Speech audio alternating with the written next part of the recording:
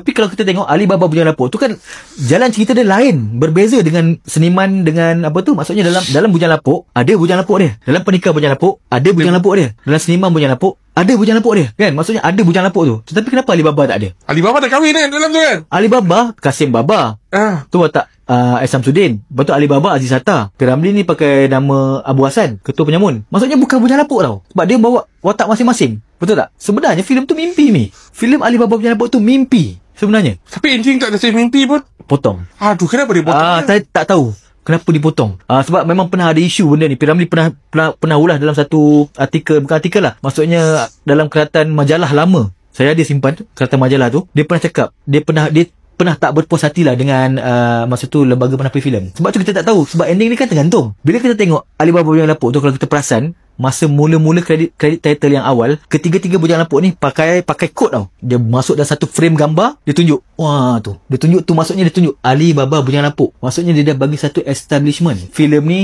maksudnya bukan dalam kerangka reality. Maksudnya filem ni filem yang kisah fantasi. 1001 Malam. Ali Baba kan. Jadi terus start filem tu. Kan Aziz Hatta pun jadi Ali Baba, Samsudin jadi Kasim Baba, Piramli jadi Abu Hassan. Sampai akhir Piramli mati kan. Sebenarnya selepas tu kalau kita tengok, dia ada jerk sikit tau kat situ, babak tu.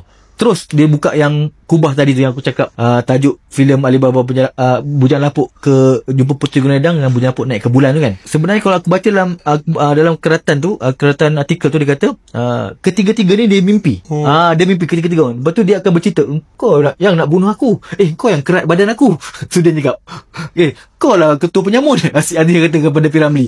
Itu sebenarnya. Tuan-tuan dan puan-puan, ini merupakan buku yang kedua saya bersama The Patriot. Jadi di dalam buku ini merangkumi kisah hidup Piramli daripada awal sehingga dia meninggal dunia, dan di dalam buku ini juga terkandung maklumat-maklumat yang jarang diperkatakan ataupun jarang ditulis dalam mana-mana buku yang pernah diterbitkan sebelum-sebelum ini. Tetapi buku ini, dia punya approach ni adalah untuk generasi sekarang ni baca, mudah faham, ataupun kepada sesiapa sahaja Gen Z ni yang ingin mengenali Allahyarham Tan Sri Piramli ni dengan lebih mudah, dengan lebih faham, bacalah buku ini.